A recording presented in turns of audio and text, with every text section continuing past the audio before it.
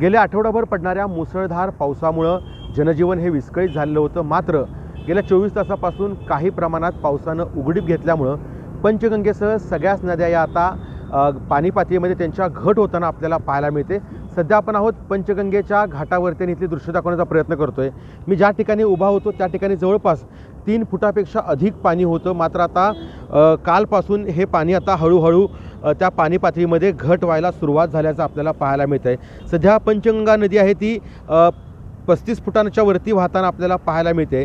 खरं तर गेल्या 2 दिवसापूर्वी 37 फुटांच्या वरती पाणी पातळी आहे ती पंचगंगेची पोचली होती आणि आता मात्र पंचगंगेची पाणी पातळी आहे ती संथ गतीनं कमी होताना आपल्याला पाहायला मिळत आहेत।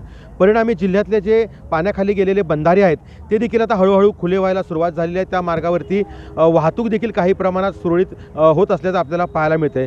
साधारणतः 40 पेक्षा अधिक बंधाऱ्यांवरती आजही पाणी आहे, त्यामुळं वाहतूक काहीशी विस्कळीत जरी झाली असली तरी पावसानं उघडीप दिल्यामुळं अगदी शेतकरी असतील किंवा सामान्य नागरिक असतील त्यांना देखील आता खूप मोठ्या प्रमाणावरती एक जनजीवन पुन्हा एकदा सुरळीत होत असल्याचा आनंद आपल्याकडे पाहायला मिळतोय।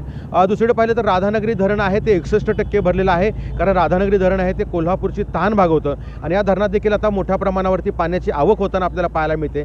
त्यामुळं कोल्हापूरकरांसाठी पावसानं उघडीप दिली हा एक दिलासा आपल्याला म्हणता येईल। सत्यजित औंधकर, लोकशाही मराठी, कोल्हापूर। लोकशाही मराठी ऐका, पहा, जागरूक रहा।